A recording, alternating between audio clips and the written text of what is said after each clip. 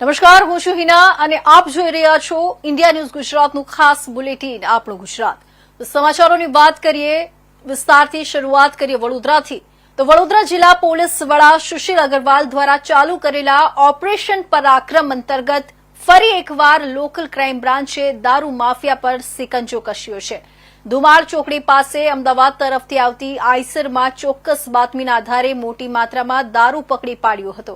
સાવલીના Manjusar police station હદ વિસ્તારમાં ધુમાડ ચોકડી પાસે ચોક્કસ બાતમીના આધારે એલસીબીએ અમદાવાદ વડોદરા એક્સપ્રેસ હાઈવે પર વોચ રાખી ધુમાડ ચોકડી પાસે આઈસરમાં હેરાફેરી કરી આવતા મોટી માત્રામાં વિદેશી દારૂ ઝડપી પાડ્યો હતો। ભારતીય બનાવટનો વિદેશી દારૂ, મોબાઈલ અને વાહન મળી કુલ 11,72,720નો મુદ્દામાલ કબજે કરવામાં આવ્યો હતો।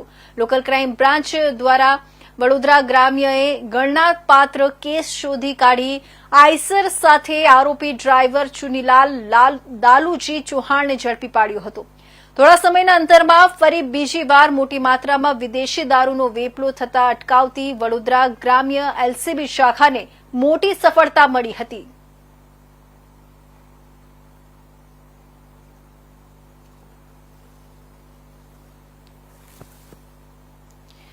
તો કમોસમી વરસાદથી થયેલા ખેડૂતોના પાક નુકસાનનું વળતરની માંગણી સાથે વડોદરા જિલ્લાના જરોદ પ્રગતિશીલ ખેડૂત મંડળના નેજા હેઠળ ખેડૂતો વડોદરા જિલ્લા કલેક્ટર કચેરી ખાતે એકત્રિત થઈ પાકને થયેલા નુકસાનના વળતરની માંગણી સાથે જિલ્લાની નિવાસી કલેક્ટર તથા વાઘોડિયાના ધારાસભ્ય ધર્મેન્દ્રસિંહ વાઘેલાને આવેદનપત્ર આપી રજૂઆત કરી કે વાઘોડિયા તાલુકાના જરોદ, પાંચ દેવલા, અભરામપુરા, લીલોરા, પાલડી, કામરોલ વિસ્તારમાં ખેતરમાં મોટાભાગે ડાંગર, એરંડા, કપાસ, અન્ય પાકોનું નુકસાન થયું।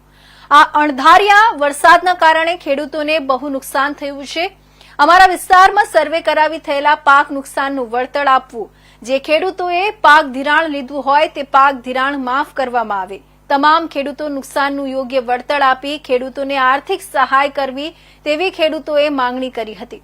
અને જો અમોને અમારા પાકના નુકસાનનું વળતર આપવામાં નહીં આવે તો આગામી દિવસોમાં મામલતદાર કચેરીએ ભૂખ હડતાલની ચીમકી ખેડૂતોએ આપી છે।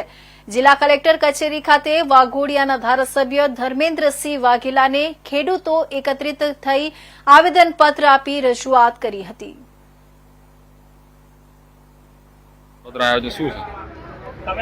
આજરોજ અમે વાઘોડિયા તાલુકાના જરોદ તેમજ આજુબાજુના ગામોના ખેડૂતો અને મોટી સંખ્યામાં ઉપસ્થિત રહ્યા છે। ત્યારે અમારી માંગણી એવી છે કે ખેડૂતોને આ કમોસમી વરસાદના કારણે પાકને ઘણું બધું નુકસાન થયેલું છે। અમારી પરિસ્થિતિ એવી છે કે કુદરતને કેવું છે કે ન જાગતી જાણકી કે કાલે સવારે શું થવાનું। અમારી પરિસ્થિતિ ખાસ એવી થઈ ગઈ છે કે જેથી કરીને અમને પાકને શું થયું છે નુકસાન એટલું બધું કે કઈ વળતર રૂપે શું મળશે સરકારી પાસે અમે આશા રાખીએ છીએ। અમારા જરૂર ખેડૂતનું એક સ્કીમ પણ ચાલે છે, જેના અનુસંધાનમાં સરકાર સર્વે તો કરાવે છે પરંતુ એમનું વળતર મળતું નથી। તો અમે આશા રાખીએ છીએ કે અમને આવું સારામાં સારું વળતર મળે, ખેડૂતોની લોન માફ થાય, દેવું માફ થાય અને સાથે સાથે દરેક ખેડૂતોને એનો પૂરેપૂરો સરકારની યોજનાનો લાભ મળે એ અમે સરકારને। શું નામ આપનું આખું? રૂપેશભાઈ। જપ્તનું કંઈક અહિત થતું હશે તો એ રિપોર્ટ જોઈ લઈશું અને એમાં કોઈ ખેડૂતને અન્યાય ના થાય એની જવાબદારી મારી છે અને તમે જરાય ચિંતા ના કરો, બરોબર? એટલે તમે તો આ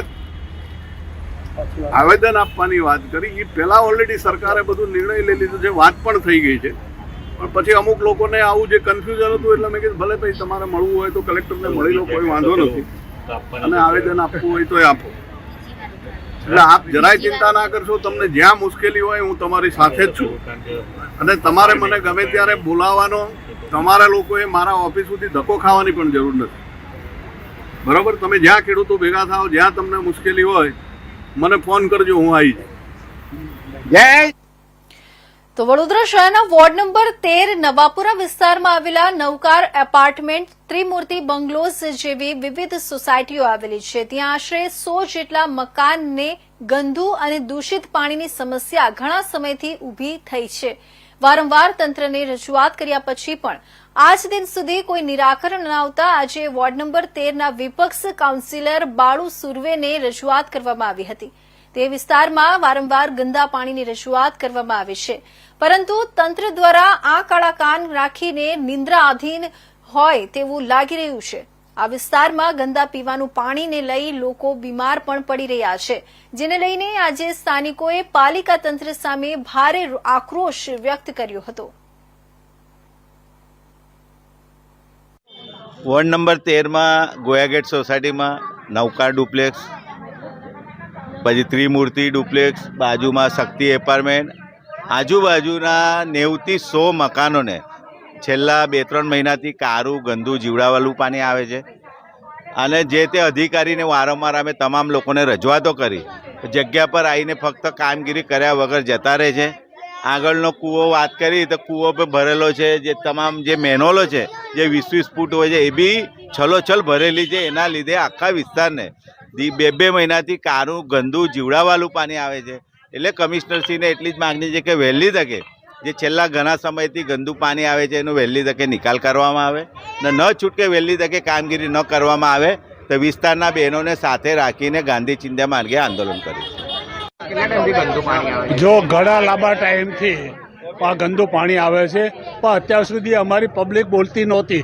હવે તો હદ થઈ ગઈ છે, કારણ કે ભાજપના હોદ્દેદારો વોટ લેવા માટે આવે છે। એ નાલાયક માણસોને ખબર નથી કે પબ્લિક કેવું જીવન જીવે। એ ટેક્સ લેવા છે અને ટેક્સ લેવા છે અને અમારે દવાખાનામાં પૈસા ચૂકવવાના છે, અમારે ચોખ્ખા પાણીના ટેન્કરોને પૈસા ચૂકવવાના છે। અમારી હાલત શું છે, કપડાં ગંદા થાય છે અને એ કપડાને ફરીથી પાછા અમારે ધોવા માટે નાખવા પડે છે। આ હાલત છે। એટલે ભાજપના કોર્પોરેટર, ભાજપના સંસદ સભ્યો અને ભાજપના કાર્યકર્તાઓને વિચાર્યું હવે જો અહીંયા વોટ લેવા માટે આવ્યા તો આ ગોયાગેટ સોસાયટીના અમારા જે લોકો છે એમનો બહિષ્કાર કરશે। એટલું નહીં, જુતિયા મારીશું અને આ ગંદુ પાણી એમની પર ઢોળીશું। મારું નામ નિરંજનભાઈ સુતરિયા છે। વાત કરીશું આપણે વડોદરાની। તો મૃત્યુ બાદ વ્યક્તિના આધાર કાર્ડની ગેરરીતિ રોકવા કેન્દ્ર સરકારના માર્ગદર્શન હેઠળ હવે વડોદરા મ્યુનિસિપલ કોર્પોરેશન 100 વર્ષથી વધુ વય ધરાવતા નાગરિકોના ઘર સુધી પહોંચીને આધાર કાર્ડનું ફિઝિકલ વેરિફિકેશન કરશે। વડોદરા મ્યુનિસિપલ કોર્પોરેશનના ઓફિસર સમીક જોશી મુજબ હાલની યાદી મુજબ 61 લોકોનું સૌ પ્રથમ વેરિફિકેશન શરૂ થશે। ત્યારબાદ આગળ નવી યાદી પ્રાપ્ત થાય તેમ તબક્કાવાર ચેકિંગ આગળ ધપશે।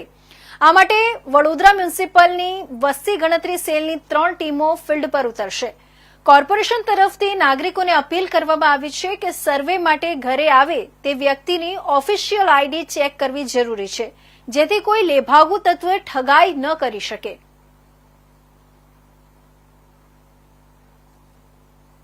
કાર્ડ અપડેશનની જે કામગીરી ચાલી રહી છે, આધાર કાર્ડ જનરેશનની કામગીરી ચાલી છે, એ મુજબ 18 વર્ષથી વધુ ઉંમરના જેટલા લોકો છે એમનું નવું આધાર કાર્ડની પ્રોસિજર ચાલે છે।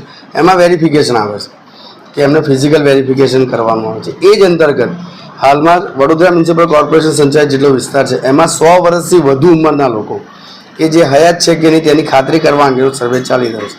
તો એ સર્વે મુજબ જે યુઆઈડીઆઈએ ગાંધીનગરથી જે ડેટાબેઝ છે એમની સાથે જેમણે આધાર કાર્ડ જનરેટ કરાવેલું છે, બનાવેલું છે, એ ડેટાબેઝ મુજબ જેની ઉંમર 100 વર્ષ કરતાં વધારે છે તેનું પ્રારંભિક તબક્કામાં ટોટલ 61 જણનું એ લોકોએ લિસ્ટ મોકલ્યું છે।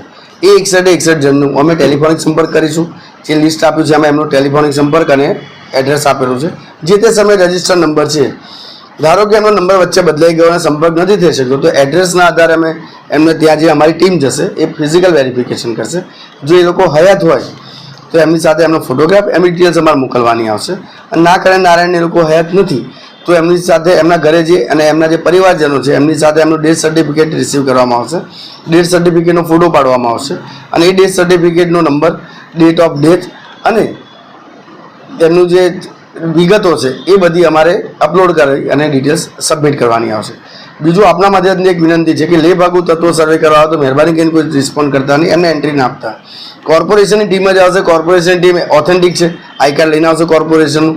અને કોઈ પણ ટીમ આવે, આપને કોઈ પણ ડાઉટ લાગે તાત્કાલિક અમારો એઝ અ એચઓડી અમારો સંપર્ક કરવા પ્રયત્ન। તો અમરેલી જિલ્લામાં કમોસમી માવઠાના મારથી પીડિત ખેડૂતોની વહારે કોંગ્રેસ નેતાઓ આવ્યા। વડિયા તાલુકામાંથી પ્રારંભ ખેતી બચાવો સત્યાગ્રહનો વડિયા તાલુકામાંથી પ્રારંભ કર્યો। ખેડૂતોની ખેતી બચાવવા જન આંદોલન કરતા કોંગ્રેસના નેતાઓ ખેડૂતોને સાથે રાખી કોંગ્રેસે સત્યાગ્રહ આંદોલન શરૂ કર્યું। ગુજરાતના પૂર્વ નેતા વિપક્ષ પરેશ ધાનાણી, જિલ્લા કોંગ્રેસ પ્રમુખ અને પૂર્વ ધારાસભ્ય પ્રતાપ દુધાત દ્વારા ખેતી બચાવો સત્યાગ્રહ આંદોલન શરૂ થયું। ખેડૂતો સાથે રેલી મારફતે સૂત્રોચ્ચાર કરતા પરેશ ધાનાણી, પ્રતાપ દુધાત મામલતદાર કચેરીએ પહોંચ્યા. મામલતદારને આવેદનપત્ર પાઠવીને ખેડૂતોના દેવા માફ કરવાની માંગણી કરી. કપાસ, મગફળીના ટોપલા મામલતદારને અર્પણ કરી ખેડૂતોના કર્મ ફૂટ્યા હોવાનો વસવસો પરેશ ધાનાણીએ વ્યક્ત કર્યો હતો. કાર્યક્રમના ભાગરૂપે સહાય પેકેજની જે વાતો ઊભી થઈ રહી છે ગુજરાતની અંદર મારા જાહેર જીવનની સાથે મને જ્યારથી સાંભળે છે એટલે કે 45 વર્ષની ઉંમર એટલે કે 15 વર્ષની ઉંમરથી બધું યાદ હોય ત્યારે એટલો મોટો ફટકો ખેડૂતો નથી લાગ્યો. ખેડૂતોનો તૈયાર પાકની અંદર બધી મજૂરી, બિયારણ, ખાતર, દવાઓ બધા જ ખર્ચાઓ થઈ ગયા હતા. સીધો પાક ઘર સુધી લાવવાની તૈયારી હતી ત્યાં સુધીના ખર્ચાઓ થયા હતા. પેકેજ નહીં, ખેડૂતના દેવા માફ કરવા જરૂરી છે, ખેડૂતને ઊભા કરવા જરૂરી છે. આજે દેશની અંદર સૌથી મોટી કોઈ રોજગારી આપતું હોય તો ખેડૂત આપે છે. ખેડૂતના ખેતરમાં 10 વીઘા જમીન હોય તો 5 ઘરના ભરણ પોષણ હાલતા હોય છે. કંપનીઓની અંદર અનાજ નથી પાકતું. આ દેશની અંદર કંપનીઓના 19 લાખ કરોડ દેવા માફ થતા હોય. કોંગ્રેસ સમયની અંદર 72,000 કરોડના મનમોહનસિંહે દેવા માફ કર્યા હોય. તો 30 વર્ષથી સત્તા ભોગવતી અહીંયાની સરકારને વિનંતી કરી કે કોઈ વાત નહીં, ફક્ત ખેડૂતના દેવા માફ કરો, વધારાની વાતો બંધ કરો. એ વાત સાથે તાલુકે અમે જવાના છીએ. ખેડૂતોની વ્યથાને સમજી અને સરકારને ઢંઢોળવાનો અને જગાડવાનો પ્રયત્ન કરીએ. તો આમોદ તાલુકા કોંગ્રેસ સમિતિ દ્વારા અન્નદાતા જગતના તાત એવા ખેડૂતોના હિતમાં તીવ્ર આંદોલન અને ધરણા પ્રદર્શન યોજવામાં આવ્યું. આંદોલન દરમિયાન કોંગ્રેસના આગેવાનો અને કાર્યકરો દ્વારા આમોદ મામલતદારને લેખિત રજૂઆત કરવામાં આવી હતી, જેમાં કમોસમી વરસાદના કારણે થયેલી પાક નુકસાની અંગે તાત્કાલિક સહાય અને વિશેષ રાહત પેકેજ જાહેર કરવાની માંગણી કરવામાં આવી. કોંગ્રેસ આગેવાનો દ્વારા રજૂઆતમાં જણાવાયું હતું કે તાજેતરના કમોસમી વરસાદને કારણે મગફળી, ડાંગર, કપાસ સહિતના ખરીફ પાકોને ભારે નુકસાન થયું છે. ખેડૂતોના મૂળામાં આવેલો કોળિયો જાણે છીનવાઈ ગયો હોય તેવી પરિસ્થિતિ છે.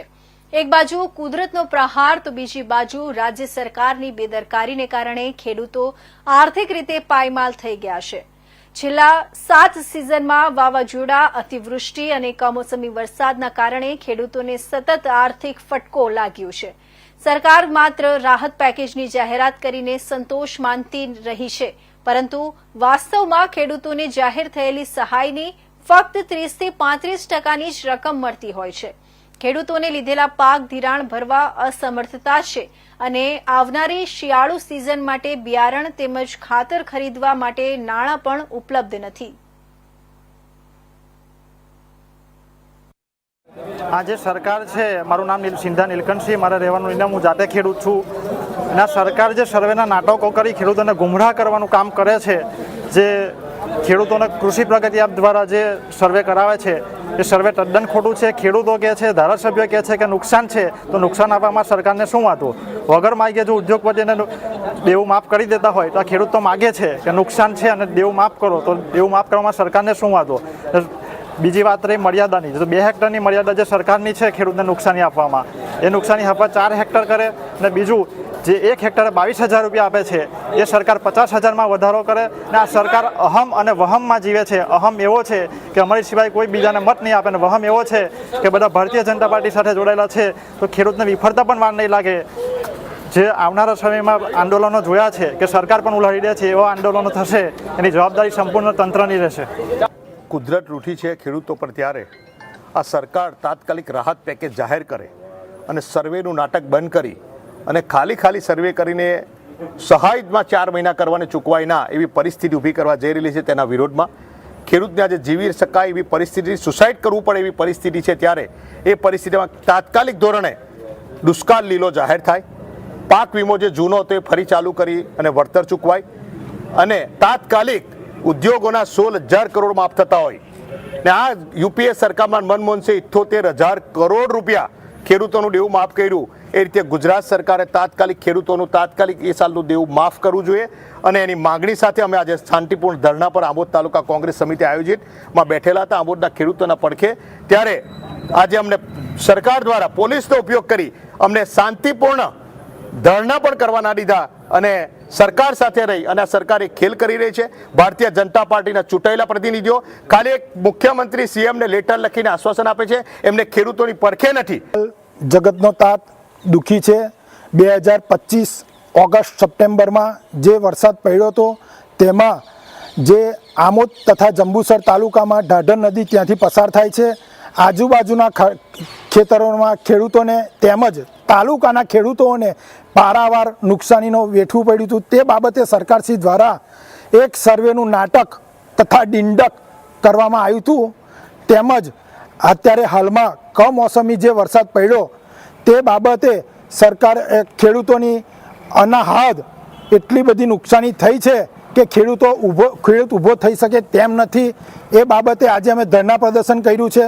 બીજું વધુમાં કહેવાનું કે અહીંયાના સ્થાનિક સન્માનીય ધારાસભ્ય શ્રી દેવકિશોરભાઈ ખાલી લેટર લખીને ખેડૂતોને ખાલી વાહ લૂંટવાનો આ એક મોકો કરે છે, બીજી કોઈ વસ્તીને સસ્તી પ્રસિદ્ધિ કરે છે. અને આ બાબતે જો સરકારશ્રી કોઈ પણ પ્રકારે ખેડૂતોને સહાય નહીં કરે ને બીજું કે ઉદ્યોગપતિને 16 લાખ કરોડ માફ કરતા હોય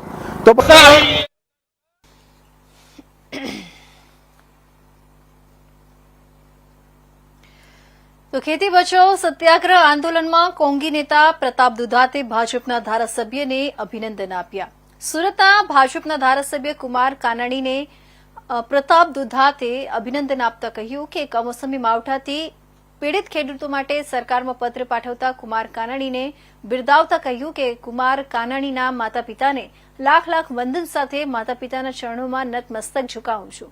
અમારી વાત સાથે ખેડૂતોની વહારે આવેલા કુમાર કાનાણીને બિરદાવતા કહ્યું કે ભાજપ કોંગ્રેસની વાત નથી, આ ખેડૂતોની બચાવવાની વાત છે, માટે કુમાર કાનાણીને દિલથી અભિનંદન આપું છું. પ્રતાપ દુધાતે કહ્યું. ટીવી ડિબેટમાં આવતા ભાજપના પ્રવક્તાને આડે હાથ લેતા પ્રતાપ દુધાતે કહ્યું કે ખેડૂતોની વહારે આવેલા કુમાર કાનાણી ખેડૂતોની વાત કરીને બિરદાવ્યા હતા.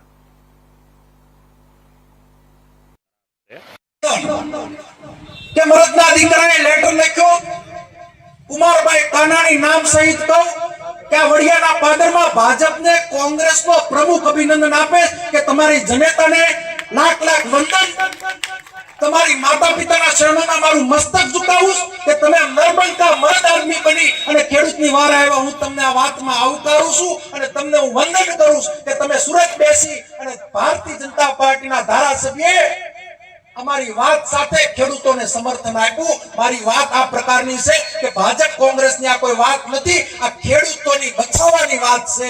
ત્યારે હું કુમાર કાનાણીને દિલથી અભિનંદન આપું છું. આ વાત શું કામ હું કરું છું કે મુદ્દાએ ભટકાવવાનું કામ આ લોકો કરે છે. મારી એક જ મુદ્દાની વાત છે અને એક જ પ્રકારની વાત છે.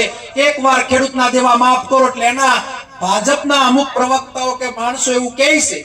મેં એટલા માટે આ લોકોને યાદ કર્યા કે મેં ગઈકાલે 2 દિવસ પહેલાં એટલે કે પરમ દિવસે સવારમાં સ્ટેટમેન્ટ કર્યું હતું કે એક પણ જગ્યાએ સર્વે થવા નહીં દેતા, સામૂહિક સર્વે એટલે કે ગ્રામ પંચાયતમાં સર્વે કરજો. ડિબેટમાં મજા આવી, કટાક્ષો મજા આવી મારી ઉપર વાતો કરતા હતા. સાંજે દાદા એટલે કે આપણા મુખ્યમંત્રીએ નિવેદન આપ્યું કે ભાઈ હવે સર્વેમાંથી આપણે બહાર નીકળીએ અને સરપંચોના સર્વેને અમે માન્ય રાખશું.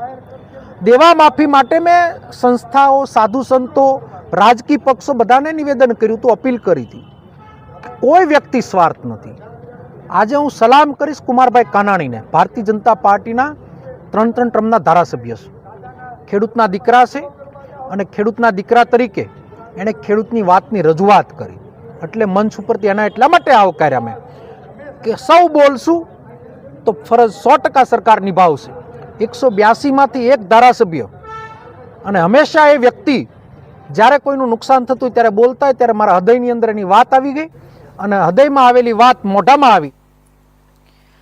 તો રાજકોટમાં શિયાળાની સિઝનમાં પડેલા કમોસમી વરસાદને કારણે શહેરમાં રોગચાળો પણ વધ્યો છે. શહેરમાં શિયાળાની સિઝનમાં પડેલા કમોસમી વરસાદથી મિશ્ર ઋતુ જોવા મળી હતી. મિશ્ર ઋતુને લઈને શહેરમાં રોગચાળાએ માથું ઉંચક્યું છે. રાજકોટ મહાનગરપાલિકાના આરોગ્ય શાખાના ચોપડે મિશ્ર ઋતુના રોગચાળાને અનેક કેસો નોંધાયા છે, જેમાં મેલેરિયા કે ચિકનગુનિયા એક પણ કેસ નોંધાયો નથી. સાથે ડેન્ગ્યુના 3 કેસ મહાનગરપાલિકાની આરોગ્ય શાખાના ચોપડે નોંધાયા છે. તેમજ શરદી ઉધરસના 804 અને સામાન્ય તાવના 700થી વધુ કેસ નોંધાયા છે અને એક ટાઇફોઇડ કેસ, 4 કમળાના કેસ નોંધાયા છે. આથી ડેન્ગ્યુ કેસ પહેલા જે વિસ્તારમાં નોંધાયા હોય ત્યાં સતર્કતા રાખવામાં આવી છે.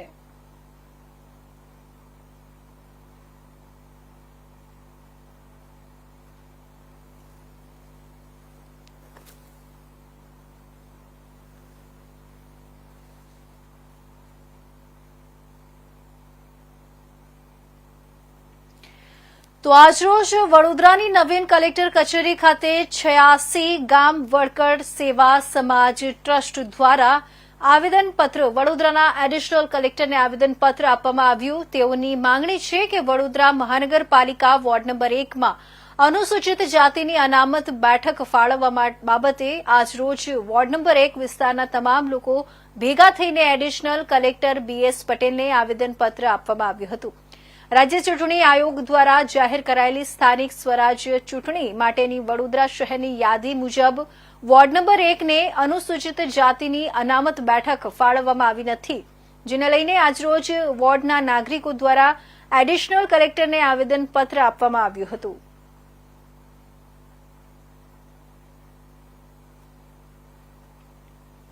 શું મુદ્દો લઈને આવ્યા છો? અત્યારે અમે વોર્ડ નંબર 1માંથી આવ્યા છીએ. કલેક્ટર સાહેબને આવેદનપત્ર આપવા આવ્યા છે કે વોર્ડ નંબર 1માં જે અનામતની અમારી જે બેઠક છે એ ફાળવવામાં આવી નથી અને એક એવી બેઠક ફાળવવામાં આવી છે કે જેની જૂજ વસ્તી છે, એની વસ્તી રહીને આજે અમારી અનુસૂચિત જાતિની કમસે કમ અમારા 20,000થી પણ વધારે મતદારો જો આ વિસ્તારમાં હોય અને અમને આ બેઠક ફાળવી નથી, એટલે અમે અત્યારે અહીં આગળ આ આવેદનપત્ર આપવા આવ્યા છે. અને જો અમારી આ માંગણી સંતોષવામાં નહીં આવે તો અમે ગાંધી ચિંધ્યા માર્ગે જઈએ. શું નામ તમારું? દીપક મકવાણા. તો એરપોર્ટ પરિસરમાં ઓટો રિક્ષાના પ્રવેશવા માટે પ્રતિબંધ મૂકવામાં આવતા રિક્ષા ચાલકો દ્વારા વિરોધ નોંધાવવામાં આવ્યો. એરપોર્ટ પર આવતા વાહનો માટે એરપોર્ટ ઓથોરિટી ઓફ ઇન્ડિયા દ્વારા નવી વ્હીકલ પાર્કિંગ મેનેજમેન્ટ સિસ્ટમ જાહેર કરવામાં આવતા રિક્ષા ચાલકોનો વિરોધ વંટોળ ઉઠવા પામ્યો છે.